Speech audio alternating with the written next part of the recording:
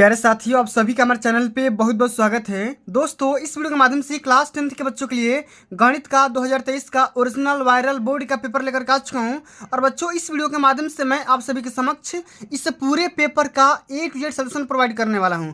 तो जिन बच्चों का पेपर 2024 में है और बोर्ड के पेपर में अच्छे से अच्छे मार्क्स अचीव करना चाहते हैं, तो इस वीडियो को शुरू से लेकर एंड तक जरूर देखिएगा। वीडियो को लाइक कर देना, शेयर कर देना, अगर चैनल पर नए हो तो सब्सक्राइब भी कर देना है। आइए बच्चों, सबसे पहले हम ये समझ लेते हैं कि बोर्ड परीक्षा 2024 के लिए आपको कौन कौन से पैटर्न को फॉलो करना पड़ेगा। और बोर्ड परीक्षा ने सब कुछ ऑलरेडी चेंज कर रखा है 2023 के हिसाब से, ठीक है। और अब बोर्ड के पेपर में 20-20 MCQ हर एक बोर्ड के पेपर में पूछा जा रहा है, ठीक है। तो सबसे पहले इसको समझते हैं, उसके बाद इस पेपर में जो भी क्वेश्चन होंगे उसको हम सॉल्व करेंगे, ठीक है। तो आप सभी से हम्बल रिक्वेस्ट है, वीडियो को ध्यान से देखना है और एक सेकंड भी स्किप नहीं करना है, ठीक है। आओ सबसे पहले यहाँ पे समझ लेते हैं। यहाँ पे आपका रोल नंबर लिखा रहेगा, आपको यहाँ पे रोल नंबर यहाँ पे अपने एडमिट कार्ड से मैच करवा करके लिखना है। यहाँ पे नाम भी लिख देना है, ठीक है। यहाँ पे पेपर का कोड रहेगा, जैसे यहाँ पे देख सकते हो, इससे पेपर का कोड है 822 EV, ठीक है। और यहाँ पे लिखा रहेगा आपका बोर्ड का ईयर, आप किस साल में पेपर दे रहे हो। 2023 का है तो 2024 आपको यहाँ पे लिखा हुआ रहेगा। गणित केवल मॉडल पेपर है, केवल प्रश्न पत्र है और समय आपका मिलता है 3 घंटा 15 मिनट, ठीक है। यहाँ पे देखो कुछ निर्देश लिखा गया है, नोट कि प्रारंभ के 15 मिनट परीक्षार्थियों को प्रश्न पत्र पढ़ने के लिए निर्धारित है। यहाँ पे इंग्लिश में लिखा गया है कि first 15 minutes are allotted to the candidates to read the question paper. यानी कि जो भी क्वेश्चन पेपर मिलेगा 15 मिनट की जो भी शुरुआती टाइम मिलता है, सबसे पहले क्वेश्चन को ध्यान से पढ़ना होता है, ठीक है। क्वेश्चन को सबसे पहले पढ़ लोगे, समझ लोगे, आपको आइडिया लग जाएगा कि आपको कौन कौन से क्वेश्चन आ रहा है, कौन सा क्वेश्चन नहीं आ रहा है। जो क्वेश्चन सबसे पहले आ रहा है उसको सबसे पहले करना है, ठीक। यहाँ पे निर्देश समझ लेते हैं कि सभी प्रश्न करना अनिवार्य है, कंपलसरी है। और ये जो क्वेश्चन पेपर होगा मेरे साथियों, 2 सेक्शन में डिवाइड किया रहेगा, खंड अ में और खंड ब में। खंड अ में यहाँ पे जो आपकी 20 MCQ रहेंगे, 20 अंक रहेंगे, इनको OMR पे हल करना होगा। और जो भी आपके 50 नंबर के क्वेश्चन रहेंगे वो वर्णात्मक रहेंगे, यानी कि डिस्क्रिप्टिव रहेंगे, और उनको आपको बोर्ड के कॉपी में हल करना होगा। इतना बात आप सब लोग जान ही चुके होंगे, कोई दिक्कत की बात नहीं है, ठीक है। एक बात और आपको मैं बताना चाहूँगा कि अगर किसी भी आप अगर OMR को फिलअप कर रहे हो तो उसको इरेजर या वाइटनर का इस्तेमाल नहीं करना है। आपका आंसर काट दिया जाएगा, आपके बोर्ड के हिसाब से नंबर नहीं दिया जाएगा। इस बात को ध्यान में रखना है। जो भी आपको क्वेश्चन को टिक करना है या सिलेक्ट करना है उसको ध्यान से करना है, और पेंसिल का इस्तेमाल नहीं करना है, आपको ब्लू या ब्लैक पेन का इस्तेमाल करना है, ठीक। चलो अब आ जाते हैं टॉपिक पे, हर एक क्वेश्चन को हल करेंगे। सबसे पहले प्यारे साथियों हम खंड अ को हल करेंगे। इसमें MCQ क्वेश्चन दिए गए हैं और सबसे पहले हमारा क्वेश्चन पूछा गया है कि कौन सह अभाज्य संख्याओं का युग्म है। सबसे पहले समझो युग्म का मतलब क्या होता है, पेयर, जोड़ा क्या होता है। अब बताना भाई कि हमें सह अभाज्य संख्या क्या बताना है, सह अभाज्य संख्या, को प्राइम नंबर। को प्राइम नंबर क्या होती है, जिसका मसा यानी कि HCF 1 होता है, ठीक है। इस बात को ध्यान में रखना है कि भैया अगर कोई पूछे कि को प्राइम नंबर क्या होता है, सह अभाज्य संख्या क्या होती है, तो क्या बताओगे कि ऐसी दो संख्याएं, ऐसी संख्या, दो संख्याओं का जोड़ा, पेयर, युग्म, जिसका मसा HCF 1 होगा, उसको हम क्या बोलेंगे, सह अभाज्य संख्या बोलेंगे। और यहाँ पे देखो आइडिया लग गया होगा कि 18, 25 का मसा 1 होता है, यही आपका सही आंसर हो जाएगा। और बाकी 5 और 15 का मसा 5 हो जाएगा, 7 और 21 का मसा 7 हो जाएगा, और 31 और 93 का मसा 31 हो जाएगा। तो मैंने क्या बताया कि सह अभाज्य संख्या उसे बोलेंगे कि ऐसी दो संख्याएं जिनका मसा यानी कि HCF 1 होता है, उसे हम क्या बोलेंगे, सह अभाज्य संख्या बोलेंगे। क्लियर, समझ में आ गया। चलिए आगे बढ़ जाते हैं। अगला हमारा क्वेश्चन दिया गया है कि 144 के अभाज्य गुणनखंड में अभाज्य गुणनखंड की घातों का योग ज्ञात करिए। अब देखो सबसे पहले क्या करना होगा साथियों, आपको 144 का फैक्टर करना होगा। फैक्टर मतलब गुणनखंड निकालना होगा। आओ निकालते हैं। जब 144 का फैक्टर कर लोगे तो जो भी इसका पावर आएगा ना, ठीक है, पावर का क्या करना है, आपका योगफल यानी एडिशन करना है। तो मैं यहाँ पे अगर 144 का लिखना चाहूँगा तो ये हो जाएगा 3 × 3 × 2 × 2 × 2 × 2, यानी देखो 16 9 44, 144 होता है। अब यहाँ पे क्या करना है, पावर यहाँ पे कैलकुलेट करना है। यानी देखो 3 का पावर 1 है, इसका भी 1 है, इसका भी 1 है, इसका भी 1 है, सबका पावर 1 होता है, ठीक है। चूंकि हमको क्या करना है, अभाज्य गुणनखंड निकालना है। तो अभाज्य संख्या क्या होती है, ठीक है, जो संख्या केवल स्वयं और 1 के अलावा किसी और संख्या से नहीं कटती है, ठीक है। तो 3 और 2 अभाज्य संख्या, जाहिर सी बात है, और इनका योगफल निकाल लो, ठीक है। तो क्या हो जाएगा, यहाँ से 6 निकल करके आ जाएगा, सबको जोड़ दो। अगर ऐसा नहीं कर पा रहे तो इसका पावर निकाल लो, 3 का पावर 2 × 2 का पावर यहाँ पे 4 हो जाएगा, और बाकी 4 को और 2 को जोड़ दोगे, यहाँ से 4 और +2 क्या हो जाएगा, 6 हो जाएगा। क्लियर, समझ में आ गया। चलिए अब आगे देख लेते हैं। अगला हमारा क्वेश्चन दिया गया है कि m के किस मान के लिए समीकरण युग्म x minus 2y is equal to 3 तथा 3x plus my is equal to 1 का एक अद्वितीय हल होगा। अब देखो, जब मैंने आप सभी से लेक्चर ले रहा था शुरुआती टाइम में, तो अद्वितीय हल कब होगा, इसके लिए मैं कंडीशन बताया था कि a1/a2, क्या बताया था, a1/a2 इज इक्वल टू क्या होता है, b1/b2 होता है। ये आपको कंडीशन पता होना चाहिए, तभी आप इस क्वेश्चन को हल कर पाओगे। ठीक है, अगर नहीं पता होगा तो आप नहीं कर पाओगे।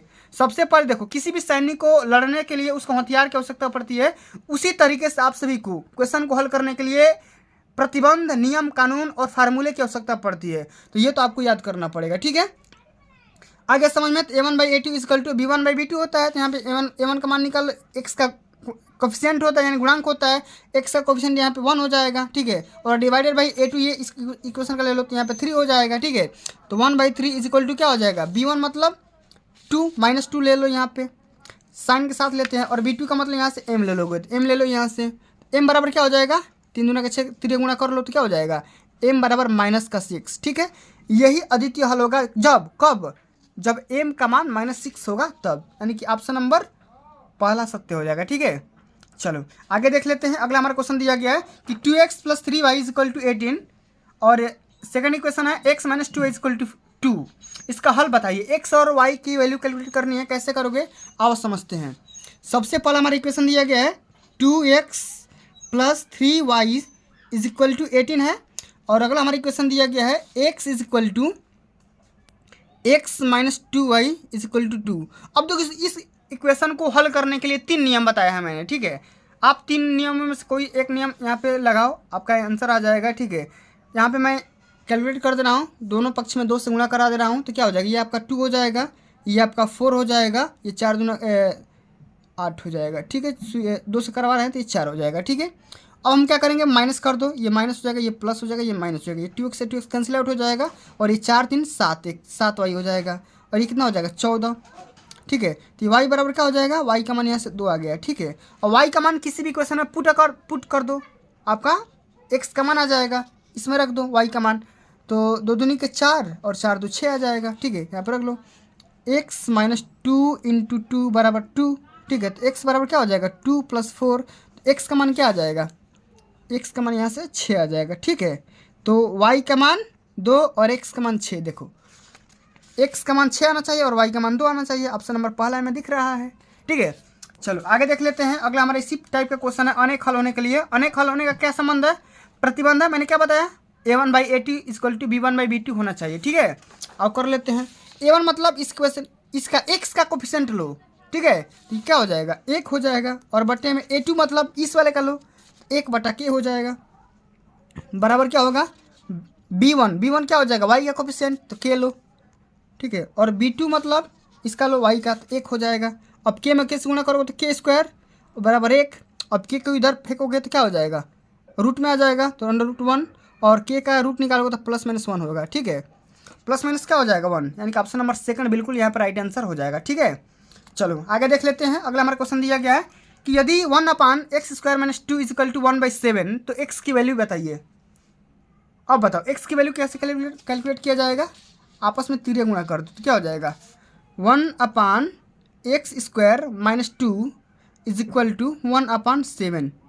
अब इसको करोगे तो 7 इज इक्वल टू क्या हो जाएगा x² - 2, अब ये माइनस इधर आएगा तो क्या हो जाएगा प्लस, यानी कि 9 हो जाएगा, और बराबर क्या हो जाएगा x²। अब x की यहाँ से वैल्यू निकाल लो, क्या हो जाएगी भाई, रूट हो जाएगा, तो 9 का रूट करोगे तो क्या हो जाएगा x बराबर √9, इसका मतलब x बराबर +-3। अब देख लो +-3 यहाँ पे ऑप्शन नंबर सी में दिख रहा है आप सभी को। ठीक है, चलो अब आगे देख लेते हैं। अगला हमारा क्वेश्चन दिया गया है कि व्यास AB के एक वृत्त का केंद्र 2-3 दिया गया है, और B का निर्देशांक दिया गया है 1,4। तो 1 का निर्देशांक निकालिए, कैसे निकालोगे सबसे, अच्छा ये बताओ एक बात, कोई भी सर्किल लो, ठीक है, सर्किल ड्रा करते हैं यहाँ पे। ठीक है, तो किसी भी सर्किल का जो मिड पॉइंट होता है उसका सेंटर होता है, क्या होता है, सेंटर, केंद्र होता है। ठीक है, अब सर्किल से लेकर के वृत्त के जो टचिंग पॉइंट होता है, इसका रेडियस होता है, उसको हम अगर टच करते हैं तो क्या होता है हमारा, यही हमारा रेडियस होता है, इसको हम स्मॉल r से डिनोट करते हैं। ठीक है, अब यहाँ पे बात ये बताओ कि जब इसका मान लो एक पॉइंट यहाँ पे दिया गया है B, ठीक है, अब मैंने यहाँ पे एक और पॉइंट मान लिया A मान लिया। ठीक है, यहाँ पे कोई पॉइंट A दिया गया है, तो ठीक है A और B का मध्य बिंदु क्या हो जाएगा R हो जाएगा। ठीक है, ये पॉइंट O मान लो इसको, ठीक है, बीच वाला दिया गया है, आर का निर्देशांक दिया गया है। ठीक है, तो आपको यही बेसिक फंडा लगाना है कि भैया ए और बी का जो आपस में जोड़ के डिवाइड बाई 2 कर दोगे तो इस पॉइंट की वैल्यू निकल जाएगी। और इसको हम कर लेते हैं। तो बी का निर्देशांक दिया गया 1,4, ठीक है, और ए का निर्देशांक मान लो x,y, ठीक है, x,y मान लो, और ओ का निर्देशांक दिया गया है ऑलरेडी, केंद्र का निर्देशांक दिया गया है 2,-3 दिया गया है। ठीक है, अब आओ इसको जोड़ दो भाई, फार्मूला भी होता है x1 + x2/2 इक्वल टू क्या होगा ओ। ठीक है, क्या हो जाएगा x1 + 1/2 इक्वल टू क्या हो जाएगा 2, ये होता है। ठीक है, तो x + 1 क्या हो जाएगा, ये 4 हो जाएगा, तो x बराबर क्या हो जाएगा 3 हो जाएगा, क्या होगा 3 हो जाएगा। ठीक है, x की वैल्यू क्या हो जाएगी 3, यानी कि x का मान 3 आ गया। ठीक है, अब इसी तरह से y का मान निकाल लो, तो y का मान निकालने के लिए क्या करोगे, तो y + 4 डिवाइडेड बाई 2 बराबर क्या हो जाएगा, ये -3। ठीक है, तो y + 4 बराबर क्या हो जाएगा -6, तो y बराबर क्या हो जाएगा, ये 6 इधर आएगा तो क्या हो जाएगा -10, तो y का मान क्या हो जाएगा -10, x और y की वैल्यू आ जाएगी 3,10 -10, ऑप्शन नंबर 14 में दिख रहा है। ठीक है, चलो आगे देख लेते हैं। अगला हमारा क्वेश्चन दिया गया है कि 3x² - 12x + k = 0 के मूल बराबर हो तो k की वैल्यू बताइए। अब बताओ कैसे होगा, ध्यान से समझो, जो बातें बता रहा हूँ उसको ध्यान से समझो तब समझ में आएगा। जब मूल बराबर होंगे तब क्या कंडीशन होता है, अल्फा और बीटा बराबर हो जाएंगे। किसी भी द्विघात समीकरण के 2 मूल होते हैं, जब मूल बराबर होंगे तो अल्फा और बीटा होगा नहीं, केवल अल्फा होगा मान लो। तो मूलों का योगफल क्या होता है, अल्फा + अल्फा मान लो -b/a, तो -b मतलब x से गुणा क्या हो जाएगा 12 हो जाएगा, और x² गुणा क्या हो 3 है तो 3 हो जाएगा। तो 2 अल्फा बराबर क्या हो जाएगा 4, यानी अल्फा यहाँ कट जाएगा, क्या हो जाएगा 2, यानी अल्फा का मान कितना आ गया 2, अल्फा का मान कितना आ गया 2। अब इसी प्रकार अल्फा × अल्फा कर दो, मूलों का गुणनफल क्या होता है c/a, मतलब कि क्या होता है c मतलब मान लो k और बट्टे में 3 मान लो, तो अल्फा × अल्फा मतलब अल्फा² हो जाएगा, और अल्फा स्क्वायर कर दो, अल्फा स्क्वायर बराबर क्या होगा k/3, और अल्फा की वैल्यू यहाँ से पता हो गई है 2, तो 2 का वर्ग कर दो, यहाँ से 2 का वर्ग बराबर k/3, तो 2 का वर्ग करोगे तो 4, और 4 गुणे ये 3 कर लो, तो k की वैल्यू आ जाएगी, k की वैल्यू क्या आ जाएगी k बराबर 12 आ जाएगा। ठीक है, k बराबर क्या आ जाएगा 12, देखो ऑप्शन नंबर पहला में दिख रहा है। ठीक है, मौजूद है आंसर। चलो आगे देख लेते हैं। अगला हमारा क्वेश्चन दिया गया है कि 2 आकृतियां जिनके आकार समान है परंतु आमाप आवश्यक रूप से समान न हो तो कहलाती है। अब बताओ, यहाँ पे देखो 2 फिगर मैंने आप सबके सामने ड्रा कर रहा हूँ, जैसे मान लो ये है त्रिभुज और एक ये है। ठीक है, ये भी 90 का है, ये भी 90 का है, ये भी 60 का है, ये भी 60 का है मान लो तो। ठीक है, तो जब ऐसी आकृतियाँ होंगी तो ये आपस में क्या होंगी समरूप होंगी, क्या होंगी भाई समरूप होंगी, क्या होगी समरूप आकृतियाँ हो जाएंगी। ऑप्शन नंबर 2 बिल्कुल यहाँ पर राइट आंसर होगा। ठीक है, चलो आगे देखते हैं। अगला क्वेश्चन दिया गया कि यदि 2 समरूप त्रिभुजों की संगत भुजाएं 3:5 के अनुपात में है तो उनके अनुपातों का क्षेत्रफल बताइए, क्षेत्रफल का अनुपात बताइए। देखो, अगर कोई भी त्रिभुज है, ठीक है, अगर इनकी भुजा का जो अनुपात है बराबर है तो उनका क्षेत्रफल का अनुपात भी होगा क्या होगा सेम टू सेम वैसा ही होगा। क्या होगा भाई सेम टू सेम वैसा ही होगा। संगत भुजा का जो अनुपात होगा सेम टू सेम क्षेत्रफल का भी अनुपात होगा। ठीक है, तो क्या हो जाएगा भुजाओं का स्क्वायर कर दो, खाली भुजा का स्क्वायर करोगे तो क्या हो जाएगा 3 × 5 का स्क्वायर कर दो तो ये 9 का माप 25 हो जाएगा। ठीक है, स्क्वायर खाली कर दो आ जाएगा, भुजा का स्क्वायर कर दो, दोनों का रेशियो निकाल दो आ जाएगा। ठीक है, तो 9:25 आ जाएगा। ठीक है, चलो आगे देख लेते हैं। अगला क्वेश्चन दिया गया है कि यदि किसी त्रिभुज की भुजाएं 3 सेंटीमीटर, 4 सेंटीमीटर और 5 सेंटीमीटर दी गई है तो वह त्रिभुज कौन सा होगा। तो भाई देखो कौन सा त्रिभुज होगा, वो होगा समकोण त्रिभुज। कैसे होगा आओ समझाते हैं।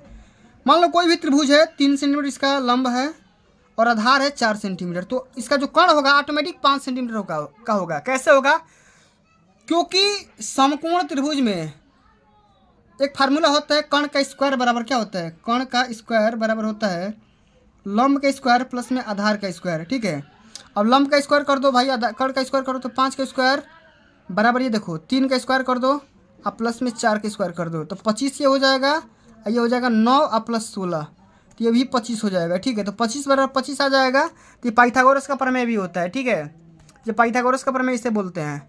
क्लियर, चलो कौन सा होगा त्रिभुज, समकोण त्रिभुज होगा। ठीक है, चलो आगे देख लेते हैं। 2 समरूप त्रिभुजों के परिमाप 10 सेंटीमीटर और 15 सेंटीमीटर दिया गया है, तो इनके क्षेत्रफलों का अनुपात बताओ। क्षेत्रफल का अनुपात क्या होगा? तो जो भुजा का अनुपात होगा वही क्या होगा भाई? क्षेत्रफल का अनुपात होगा। तो निकाल लो, 5 दूना 10 और 5 15। ठीक है, आओ देख लेते हैं। दो समरूप त्रिभुज है। कौन सा त्रिभुज है? दो समरूप त्रिभुज है। इनके जो परिमाप है, परिधि है, एक का 10 है और एक का 15 है। तो इनके क्षेत्रफल का अनुपात हमें कैलकुलेट करना है। ठीक है, तो हम क्या करेंगे यहाँ पे, देखो जो परिमाप दिया गया है ना, इसका परिमाप, इसका स्क्वायर कर दो और स्क्वायर करके इसका रेशियो निकाल दो। तो 10 का स्क्वायर 100 हो जाएगा और 25 का स्क्वायर क्या हो जाएगा? 225। 15 का तो 25 का 100 और 25 नंबर 225, यानी कि 4:9 आ जाएगा। ठीक है, ऑप्शन नंबर सेकंड यहाँ पर राइट आंसर होगा। ठीक है, चलो आगे देख लेते हैं। अगला हमारा क्वेश्चन दिया गया है, यदि tan थीटा बराबर 8/15 तो कोसेक थीटा का वैल्यू बताइए। समझो, सबसे पहले tan थीटा बराबर क्या होता है?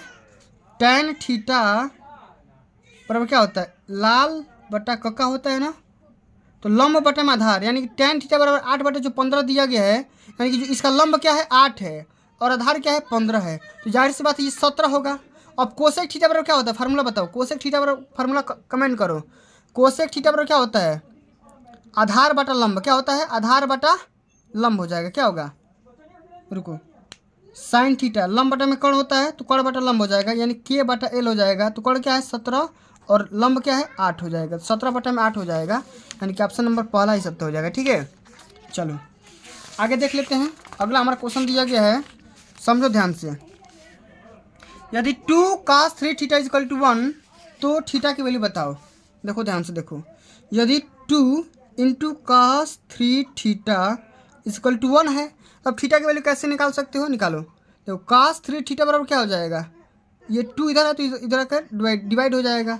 अब cos, ये बताओ cos कितने डिग्री की वैल्यू 1/2 होती है? बताओ।